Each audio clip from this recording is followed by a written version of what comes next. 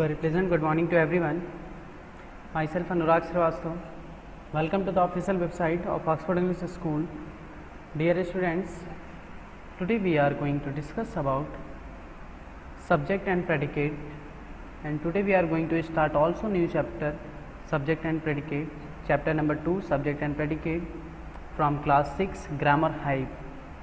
Okay students, that means आज की class में हम लोग ग्रामर हाइव के क्लास 6 के ग्रामर हाइव से चैप्टर नंबर 2 पढ़ेंगे. ओके, चैप्टर का name chapter number 2 CHAPTER chapter 2 subject SUBJECT subject and predicate.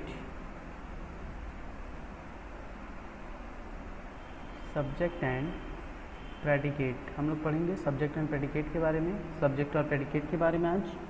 Okay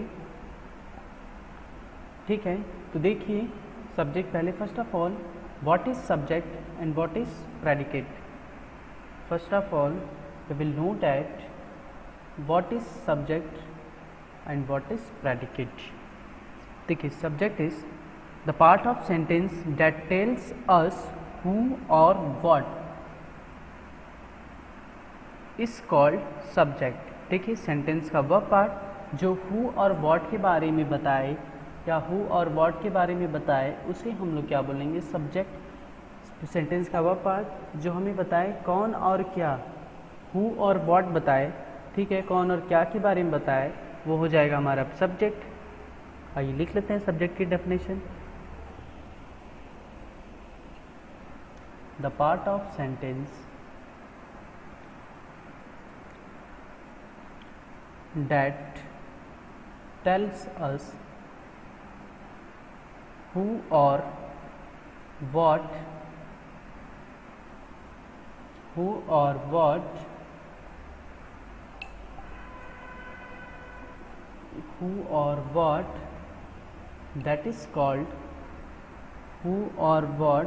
that is called subject.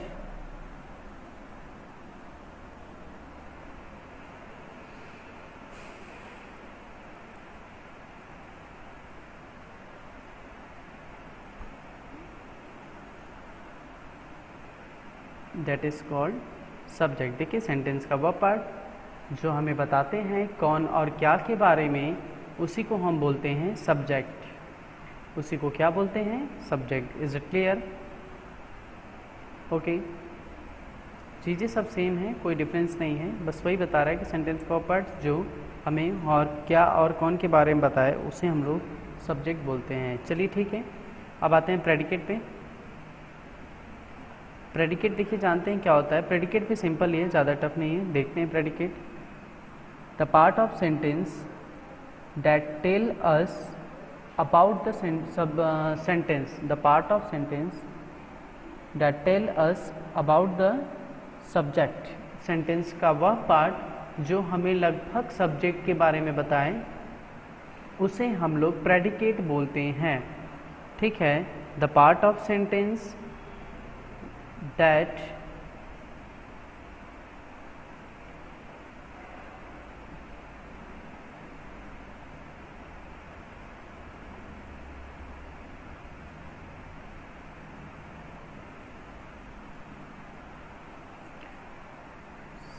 sentence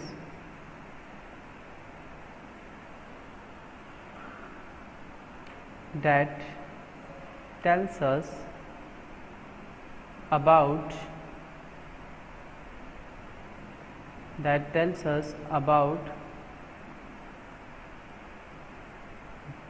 the subject is called predicate.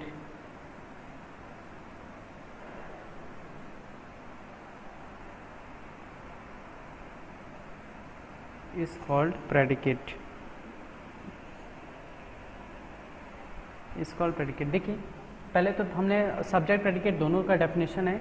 मैंने बताया सेंटेंस का वह part जो कौन और क्या के बारे में बताए उसे हम लोग क्या बोलते हैं, सब्जेक्ट बोलते हैं। अब predicate the part of sentence that tell us about the subject, the part of sentence that tell us about the subject is called predicate. उसको क्या बोलेंगे? प्रेडिकेट बोलेंगे। Is called predicate. Is it clear? बहुत easy topic है, बहुत ज़्यादा tough नहीं है, एक एक लाइन में आराम से। तो आई होप इतनी बार मैं सब्जेक्ट प्रेडिकेट बता दिया कि आप लोग समझ गए होंगे कि सब्जेक्ट क्या होता है और प्रेडिकेट क्या होता है। बहुत इजी टॉपिक है। सब्जेक्ट और प्रेडिकेट से ही मिलके सेंटेंस फ्रेम होते हैं, ठीक है। That means we can say that subject and predicate is must necessary to frame a sentence और statement. Okay, is it clear? एक एग्जाम्पल पे देखते हैं। Rohan is a good boy. Rohan एक अच्छा लड़का है। देखिए इसमें Rohan is a good boy, ये देखिए। अब हम पूछें who is a good boy? Rohan is a good boy. देखिए हु सेंस आया, मतलब ये हु बताएगा और व्हाट बताएगा कि सब्जेक्ट के बारे में बताएगा। अब यहाँ पे क्वेश्चन बनेगा ना, question mark, who is a good boy. हम कहेंगे Rohan is a good boy. That means Rohan हमें बता रहा है कि रोहन हमारा सब्जेक्ट है। ये हमें ये सेंटेंस का पार्ट बता रहा है कि रोहन हमारा सब्जेक्ट है। Is it clear? रोहन पे टिक करके सब्जेक्ट कर लीजिए।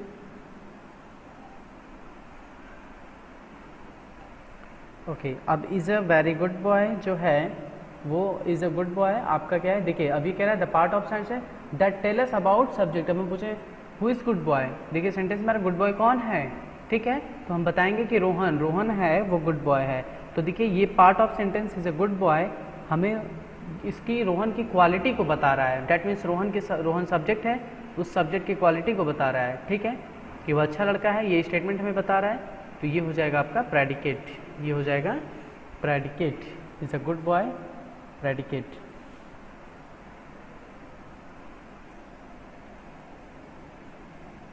चलिए देख लीजिए। राम आपका सब रोहन सब्जेक्ट हो गया, is a good boy predicate हो गया। मैंने बताया अभी, देखिए यहाँ पे is a good boy, Rohan is a good boy, I is a good boy, predicate हमें क्या कर रहा है? सब्जेक्ट के बारे में बता रहा है। एक एग्जांपल और देखिए। She is going to market. She is going to market, वह बाजार जा रही है, ठीक है।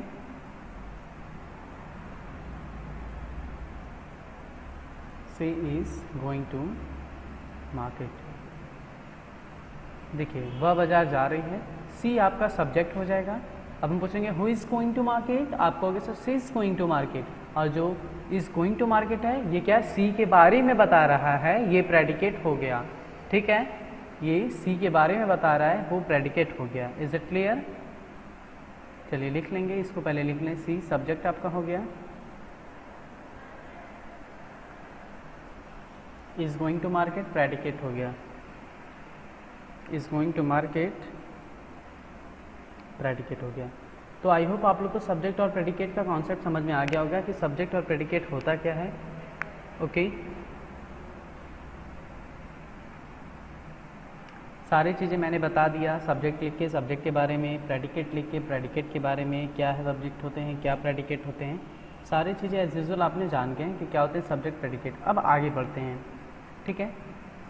अब एक तरीके से हम लोग ये भी कह सकते हैं कि सब्जेक्ट और प्रेडिकेट से मिलके ही सेंटेंस बनते हैं। जैसे Ram is a good boy, ये कंप्लीट सेंटेंस है। तो क्या सब्जेक्ट और प्रेडिकेट से ही मिलके आपके एक सेंटेंस फ्रेम होते हैं। ओके, चलिए आगे बढ़ते हैं। देखिए आई होप आप लोगों ने इसे लिख लिया होगा। मैं रब करता हूँ इसे, स्क्रीनशॉट ले लीजिए इसका, या तो स्नैप कर ले लीजिए, जो भी हो। चीज़ें न समझ में आए बैक करके आप लिखें। ये सब कॉन्सेप्ट है, छोटे छोटे कॉन्सेप्ट।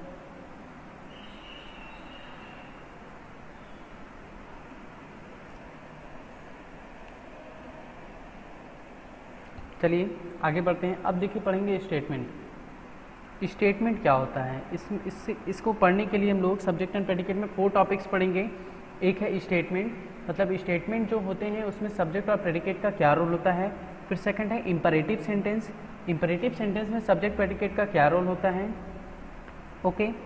थर्ड है एक्सक्लेमेटरी, इसमें क्या रोल है? और फोर्थ इंट्रोगेटिव। तो पहला स्टेटमेंट पढ़ते हैं, चलिए। स्टेटमेंट में लिखिए,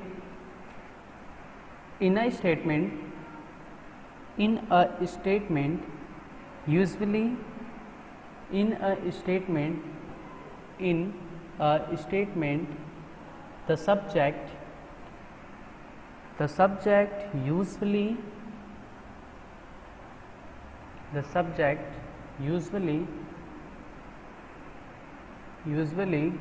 comes before the predicate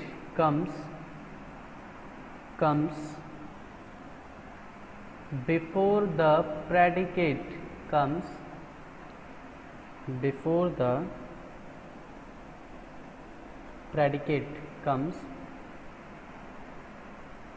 the predicate okay. देखिए स्टेटमेंट में हमें ये बताता है कि जो सब्जेक्ट होता है वो प्रेडिकेट के पहले आता है। आम तौर पे यूजुअली जो सब्जेक्ट होता है वो प्रेडिकेट के पहले आता है। जैसे कि एग्जांपल देख के हम समझेंगे,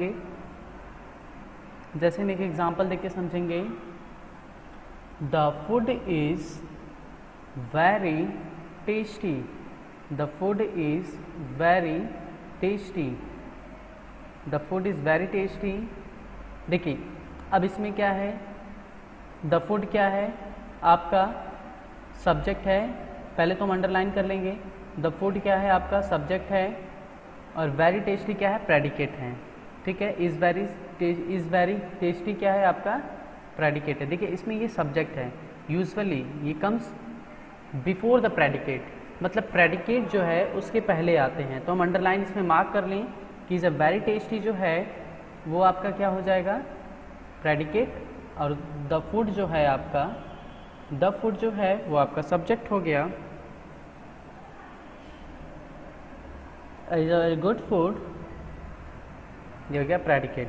अब देखिए आपको देखने को ये मिला होगा कि प्रेडिकेट से पहले सब्जेक्ट आ रहा है। देखिए जैसा कि आप देख रहे हैं, यही हमसे स्टेटमेंट बताते हैं कि प्रेडिकेट के पहले सब्जेक्ट आते हैं, उसी को हम लोग स्टेटमेंट कहते हैं, ठीक है। स्टेटमेंट आपके वही होते हैं, subject usually comes before the predicate. जो सब्जेक्ट होते हैं यूजुअली प्रेडिकेट के पहले आते हैं, उन्हीं को हम क्या बोलते हैं? स्टेटमेंट। ये स्टेटमेंट की आइडेंटिटी है, ये इसकी पहचान है। चलिए एक आध एग्जाम्पल और देख लें, नहीं तो फिर आगे बढ़ते हैं। चीज़ें बहुत आसानी से एक एक लाइन समझाया जा रहा है, आप आराम से समझें, कोई इशू नहीं है।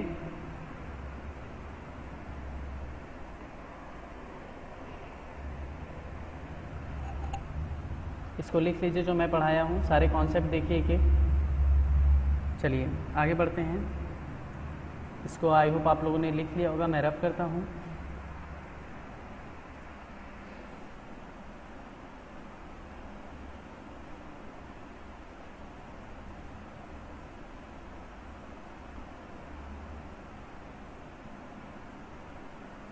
ओके देखिए नेक्स्ट हेडिंग दीजिए, इम्परेटिव सेंटेंस। इम्परेटिव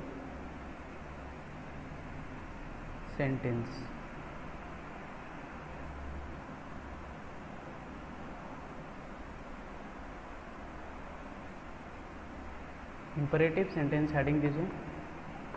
लिखिए imperative sentences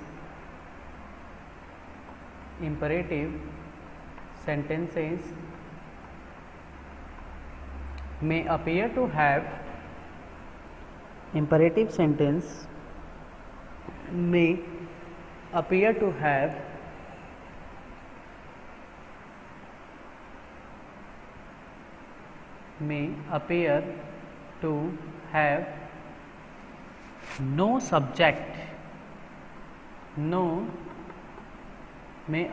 have no subject,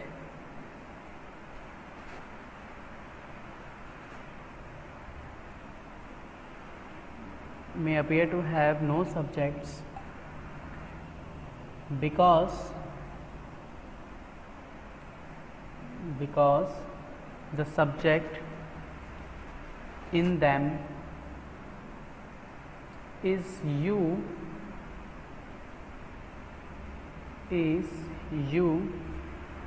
comma, which is implied,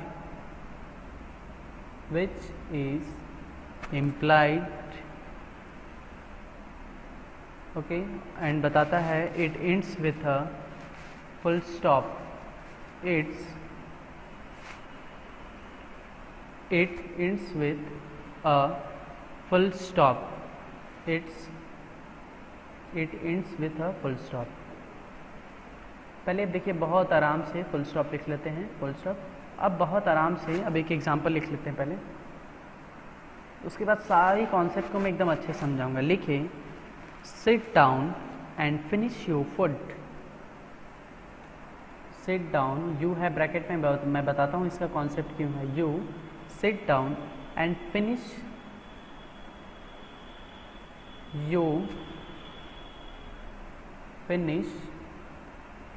your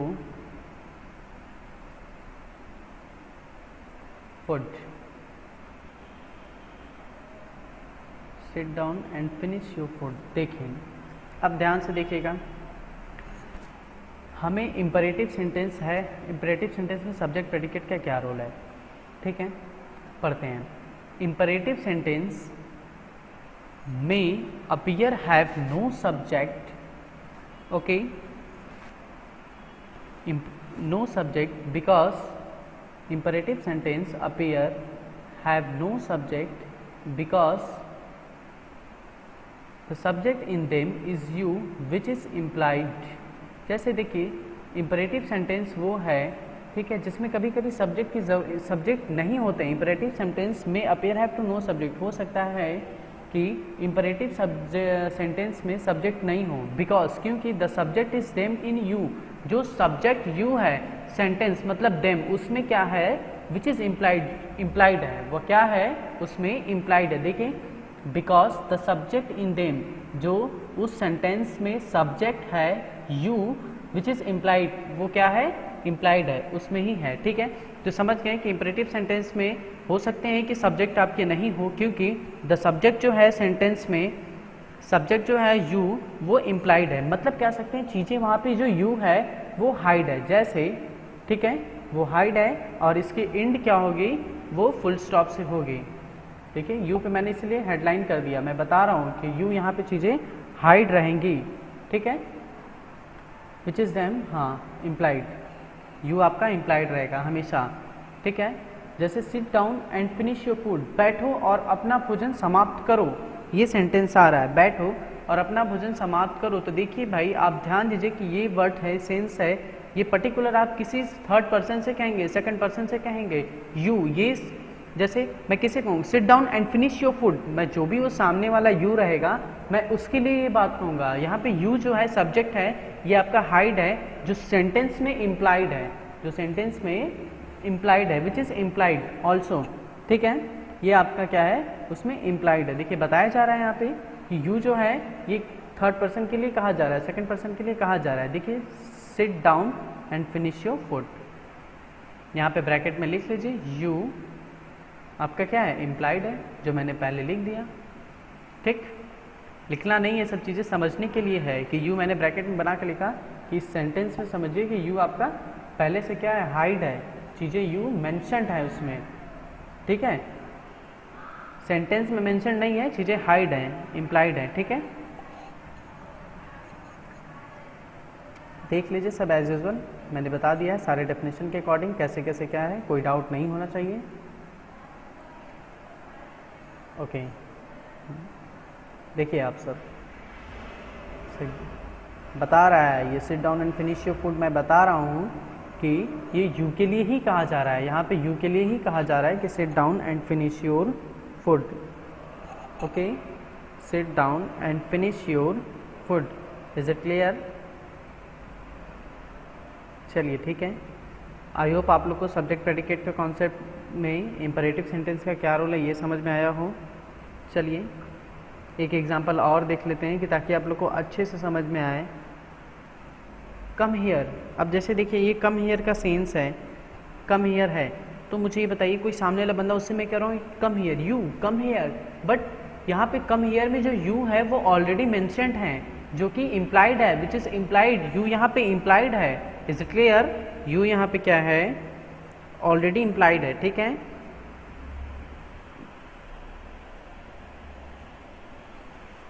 देखिए मैंने बताया कि इसमें ज़रूरी ना हो कि सब्जेक्ट हो ही, सब्जेक्ट नहीं भी हो सकता है, ठीक है, क्योंकि सब्जेक्ट जो है वो इसमें ऑलरेडी इम्प्लाइड है, which is implied, subject you which is already implied, जो पहले से क्या है उसमें इम्प्लाइड है, ठीक है।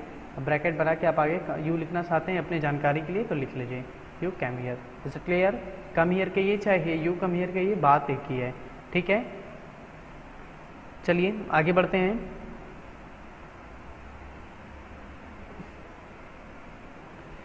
आगे बढ़ेंगे एक्सक्लामेटरी सेंटेंस, ठीक। आगे बढ़ेंगे एक्सक्लामेटरी सेंटेंस में। एक्सक्लामेटरी सेंटेंस में अब जैसे एक चीज़ हम ये भी कह सकते हैं इंपरेटिव सेंटेंस में कि in this sentence the subject you is not mentioned, जो सब्जेक्ट यू है वो मेंशन नहीं है, ठीक है।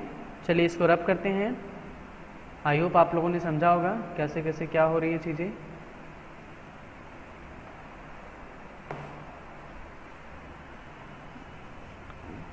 ठीक है, एक्सक्लामेटरी सेंटेंस हेडिंग दीजिए, next heading exclamatory sentence.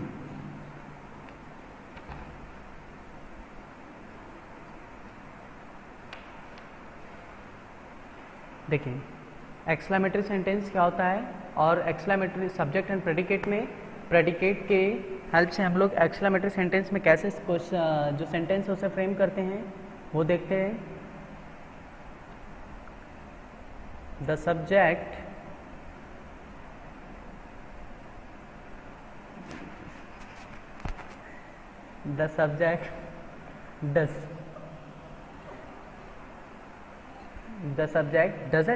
doesn't come first in exclamatory sentence.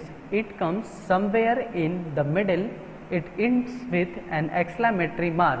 जैसे ये है कि ये इसमें एक्सक्लामेटरी में कह सकते हैं कि जो सब्जेक्ट है वो ज़रूरी नहीं है कि आपका पहले ही आए, ठीक है। The subject doesn't come in the first, ठीक है। जो सब्जेक्ट है ये ज़रूरी नहीं है कि एक्सक्लामेटरी सेंटेंस में पहले आए। It comes somewhere in the middle, ये कहीं भी बीच में आपके सब्जेक्ट आ सकते हैं, ठीक है। ये बीच में कहीं भी आ सकते हैं। सब्जेक्ट कभी भी एक्सक्लामेटरी सेंटेंस में सब्जेक्ट कभी पहले नहीं आते हैं, वो बीच में कहीं भी आ सकते हैं। बस इतना छोटा सा आप कॉन्सेप्ट याद रखिए, और ये रखिए कि it ends with an exclamation mark, और इसका हमेशा जो एंड होता है वो एक्सक्लामेशन मार्क से होता है, एक्सक्लामेटरी मार्क से होता है। ओके, क्लियर हुआ कॉन्सेप्ट? कोई डाउट है पूछ लीजिए कमेंट सेक्शन में, जैसे भी व्हाट्सएप ग्रुप में पूछना पूछिए। चलिए एग्जाम्पल पे, how kind you are, how kind you are. देखिए ये यू है, क्या है, मिडिल में है, ठीक है ना, सेंटेंस के मिडिल में है। वही कह रहा था कि द सब्जेक्ट डजंट कम, यहाँ पहले तो आया नहीं है, बीच में आया है, ठीक है।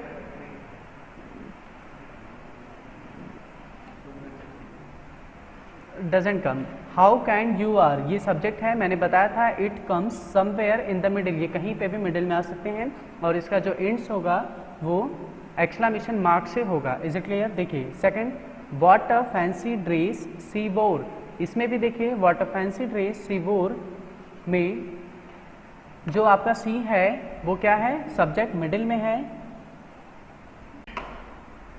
ओके ठीक है, तो चलिए ये देखते हैं अब आगे नेक्स्ट टॉपिक पे चलते हैं, इंट्रोगेटिव सेंटेंस पे। अब देखेंगे इंट्रोगेटिव सेंटेंस में सब्जेक्ट और प्रेडिकेट का क्या रोल है और कैसे सेंटेंस फ्रेम होते हैं, ठीक है। चलिए आइए, ठीक है, एक बार और इसको देख ले, इंट्रोगेटिव सेंटेंस, हाँ सर, ठीक है। देखिए इंट्रोगेटिव सेंटेंस में the subject is an interrogative sentence come after verb. देखिए ध्यान देखिए, यहाँ वर्ब होते हैं दो, एक होते हैं हेल्पिंग वर्ब और एक होते हैं मेन वर्ब, ठीक है। इंट्रोगेटिव सेंटेंस में जो वर्ब है, इंट्रोगेटिव सेंटेंस में जो सब्जेक्ट है वो वर्ब के बाद आता है। वो क्या आता है, जो सब्जेक्ट है वो वर्ब के बाद आता है। यहाँ पे हेल्पिंग वर्ब की बात होगी, दैट स्टार्ट सेंटेंस, ठीक है, सेंटेंस जो स्टार्ट होता है, ठीक है, वो हेल्पिंग वर्ब के बाद सब्जेक्ट आएगा। Is it clear? देखिए, the subject is an interrogative sentence come after verb that starts sentence, that start sentence. मतलब सिंपल सा कॉन्सेप्ट जानिए कि जो इंट्रोगेटिव सेंटेंस में जो आपका वर्ब है, ठीक है, जो आपका ये वर्ब है वो सब्जेक्ट के बाद आएगा, सॉरी सब्जेक्ट जो है वो वर्ब के बाद आएगा, हेल्पिंग वर्ब के बाद आएगा। जैसे देखिए हेल्पिंग वर्ब हो गया आपका हैव, और देखिए उसके बाद आ रहा है जो सब्जेक्ट वर्ब के बाद आ रहा है, ठीक है, हैव यू कंप्लीटेड, इसमें हालांकि यू होगा, have you completed the project, ठीक है।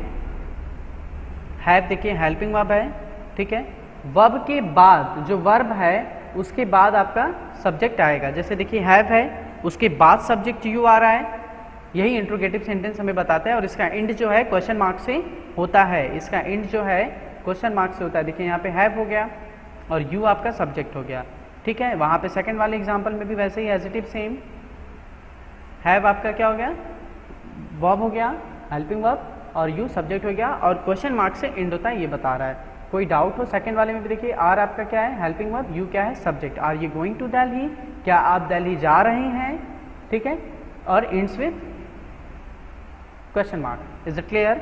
चलिए ठीक है, तो एक आध एग्जाम्पल, चलिए आगे बढ़ते हैं। अब इसके बेस पे कुछ एक्सरसाइज हैं, उसे देखते हैं हम लोग।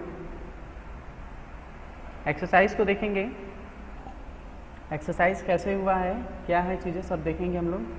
आई होप आप लोगों ने लिख लिया होगा, मैं इसे रब करता हूँ। और अब हम लोग एक्सरसाइज पे चलते हैं, अब हम लोग एक्सरसाइज पे चलते हैं, ठीक है, सब्जेक्ट और प्रेडिकेट के एक्सरसाइज पे चलते हैं। देखिए पहले कह रहा है अंडरलाइन एक्सरसाइज, एक्सरसाइज पेज सभी लोग ओपन करिएगा, पेज नंबर मैं बोल दे रहा हूँ, page number 11, page number 11 open करके एक एक लाइन को, एक एक चीज़ों को आप लोग देखते रहिएगा। Is it clear? चलिए ए वाला देखते हैं, underline the subject, underline the subject in the following sentences.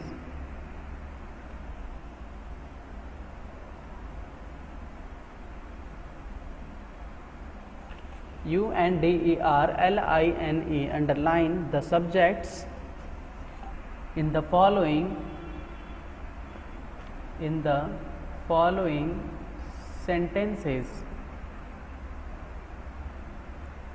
देखिए ये जितने सेंटेंसेस हैं इसमें हमें सब्जेक्ट पे अंडरलाइन करना है, ठीक है। हमसे ये कह रहा है, पहला क्वेश्चन है, ठीक है, पहला क्वेश्चन ये है, मतलब सिंपल सा है। देखिए all school will close for the summer vacation in May, सभी स्कूल मई के समर वेकेशन में बंद हो जाएंगे, बंद हो जाएंगे, सभी स्कूल समर वेकेशन के मई में बंद हो जाएंगे। तो इसमें ऑल स्कूल्स आपका क्या है, सब्जेक्ट हो जाएगा। मैं वन बाय वन सब्जेक्ट पे अंडरलाइन करा दे रहा हूँ, ठीक है। इसमें हो जाएगा ऑल स्कूल,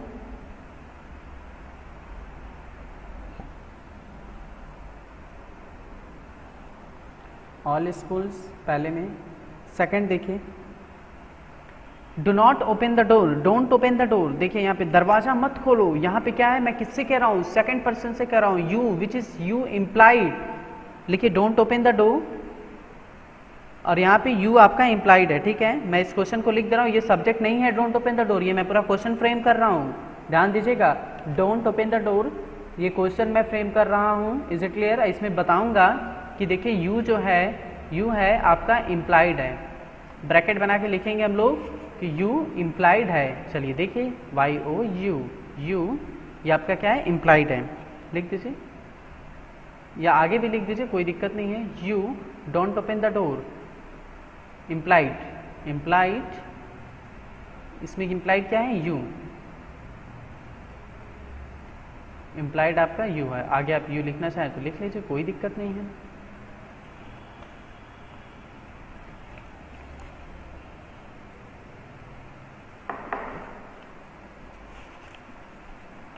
लिखिए। थर्ड आते हैं, देखें जैसा कि यू इम्प्लाइड है इसमें, you don't open the door आया ना, यू इम्प्लाइड है, तो ये इंपरेटिव सेंटेंस में आपका जाएगा। ठीक है, चीज़ों को ध्यान दीजिएगा, इसका एंड भी फुल स्टॉप से हो रहा है। ठीक है, इंपरेटिव सेंटेंस में अब मैंने बताया ही था कि सब्जेक्ट मे बी हो भी, मे बी हो। ठीक है, सब्जेक्ट नहीं होते हैं उसमें यू जो होते हैं आपके एम्प्लॉयड होते हैं, सब्जेक्ट यू एम्प्लॉयड होते हैं। थर्ड देखिए, Shakespeare is a great poet and play right. ठीक है, इसमें शेक्सपियर आपके क्या हो जाएंगे, सब्जेक्ट हो जाएंगे।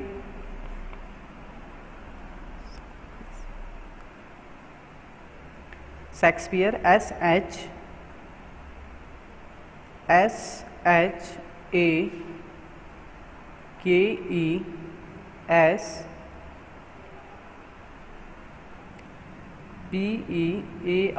Shakespeare. Question number 4, the lunch was sumptuous, the lunch was sumptuous, इसमें देखिए हो जाएगा द लंच। 5 देखिए, the government has made primary education free, the government has made primary education free, इसमें द गवर्नमेंट हो जाएगा। 6, how pretty the bird is, exclamatory sign आ गया, ध्यान दीजिए।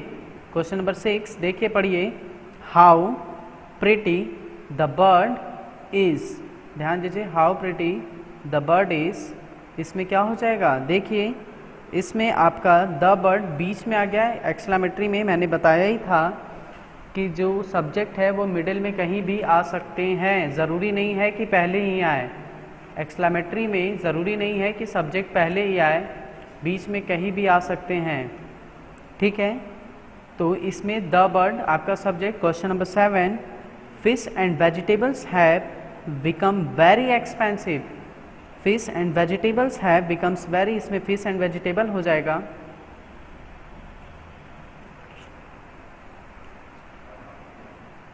फिश एंड वेजिटेबल्स, सारे चीज़ों को ध्यान से देख के पेज नंबर 11 एक्सरसाइज ए पे अंडरलाइन सभी करिए, क्वेश्चन को लिख के आप सभी। ठीक है, आते हैं question number 8, the painting was sold for 5 lakh, जो पेंटिंग है उसे 5 लाख में बेचा गया था। द पेंटिंग इसमें हो जाएगा। 9th में आइए, how many year have you work with this company, how many year, देखिए इसमें इंट्रोगेटिव में है, मैंने बताया था इसमें कि हेल्पिंग वर्ब के बाद यू आएगा। देखिए year have, how many year have क्या है आपका, एक वर्ब है, हेल्पिंग वर्ब है, उसके बाद यू है, बाद में आया। ठीक है, 10 देखिए last, what a brave action, what a, 10 देखिए question number 10, what a brave action, क्या ब्रेव एक्शन है। ठीक है, तो इसमें आपका जो एक्शन है वो क्या हो जाएगा, सब्जेक्ट हो जाएगा। ये क्या है, ये आपका एक्सक्लेमेशन है। ठीक है, इसमें भी सब्जेक्ट मिडिल में कहीं आ सकते हैं। चलिए ठीक है, एक्शन लिखते हैं हम लोग। ओके, सारी चीज़ें देखिए, समझते रहिए, जहाँ जो चीज़ें नहीं आए पूछिए। चलिए आइए हम लोग एक्शन लिख लेते हैं इसमें। क्वेश्चन नंबर 10 में जो आपका एक्शन है वो आपका क्या हो जाएगा, सब्जेक्ट। ठीक है, चलिए ये एक्सरसाइज ए कंप्लीट हुई सब्जेक्ट एंड प्रेडिकेट के। अब हम लोग क्या करेंगे कि एक्सरसाइज 2 पे एड अप पे चलेंगे। ठीक है, इसे आप लोग देख लीजिए, इसका स्क्रीनशॉट ले लीजिए, लिख लीजिए इसे।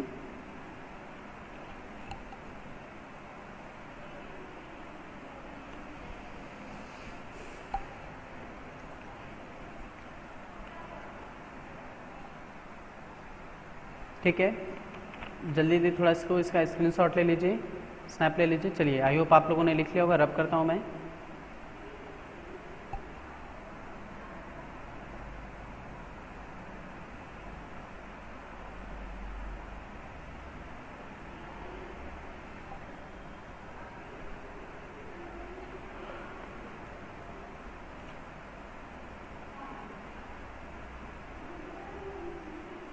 चलिए देखिए, दूसरा क्या है, add a predicate to each of the sentence given below. मतलब क्या है कि जो सेंटेंस हमें दिए हैं उसमें प्रेडिकेट ऐड करना है, ठीक है। सब्जेक्ट इसमें दिए हैं, हमें प्रेडिकेट ऐड करना है, ठीक है। प्रेडिकेट ऐड करना है, जैसे देखिए पहला है द वुमेन्स क्रिकेट टीम, ठीक है। द वुमेन्स क्रिकेट टीम है पहला, तो इसमें लिखिए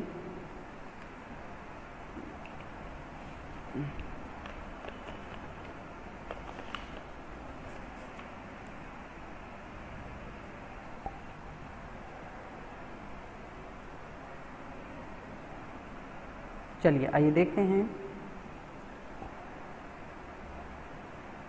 the women's cricket team has won the match, add कीजिए the women's cricket team has won, dash dash लगा के लिखे, has won the MATCH match, complete, has won the match,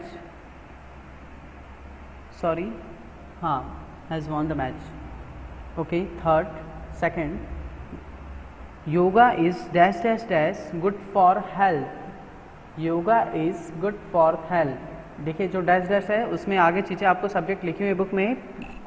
third देखिए, my father and I went to Mumbai, my father and I went to Mumbai, went to Mumbai, went to Mumbai. Question number 4, what the government dash dash dash, the government dash dash dash है, लिखिए is fighting against the anti-nationals, होगा the government is fighting against the anti-national, is fight against the anti-national,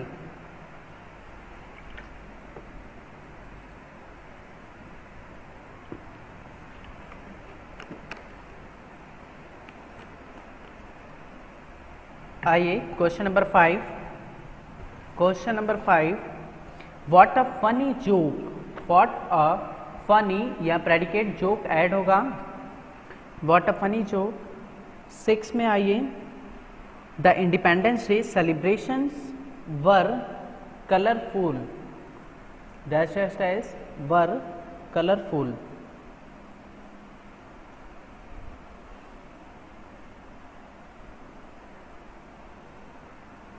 7, how gently the river flows, इसमें predicate flows add होगा, FLOWS, FLOWS flows add होगा, ठीक। अब देखिए question number 8 पे आते हैं हम लोग। Doctor APJ Abdul Kalam dash dash dash was a scientist, was a scientist, dash dash dash was a scientist. इस डैश डैश मतलब में यही सारे सब वर्ड्स फिल करने हैं। Scientist, SCIENTIST, scientist. Question number 9, examinations, इसमें देखिए एक सब्जेक्ट है, प्रेडिकेट लगा के इसको सेंटेंस फ्रेम करना है। Examination will be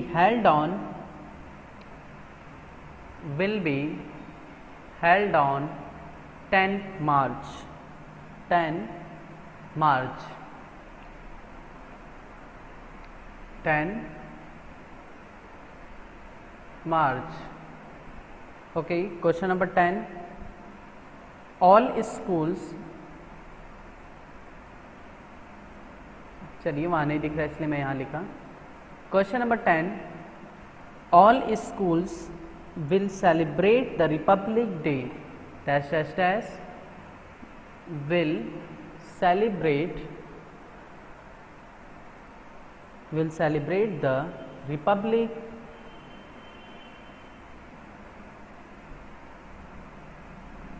REPUBLICDAY Republic day, full stop. And students, यहाँ से हम लोगों के एक्सरसाइज ख़त्म हुए, आप इसे देख लीजिए, इसका स्क्रीनशॉट ले लीजिए।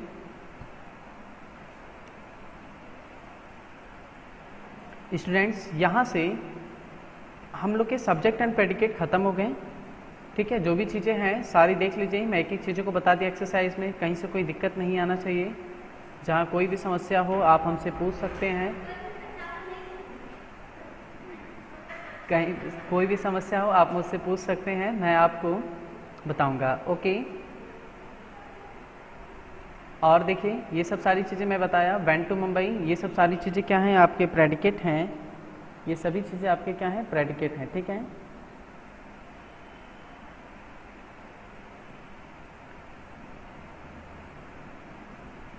वर कलरफुल, फ्लोज, जोकर, ये सभी प्रेडिकेट हैं। Was a scientist, will be held on 10 March, will celebrate the Republic, ये सभी प्रेडिकेट हमने ऐड करके सेंटेंस को फ्रेम किया। Is it clear? कोई डाउट है?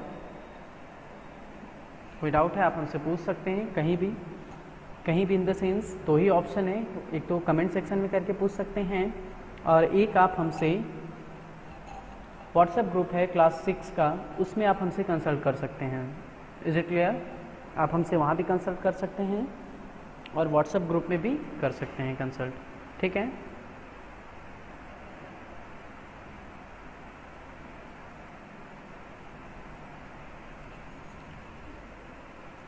एकदम चीज़ें अच्छे से लिखिए, जहाँ नहीं समझ में आए आप हमसे पूछिए, मैं उस चीज़ों को बताऊंगा।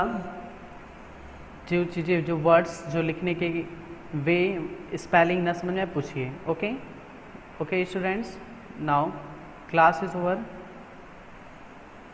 Okay, chapter number 2 subject and predicate is totally completed. Class is over. Thank you very so much. Bye bye. Stay happy. Okay, कोई भी प्रॉब्लम हो, you can consult me in WhatsApp group. Stay happy. Bye bye.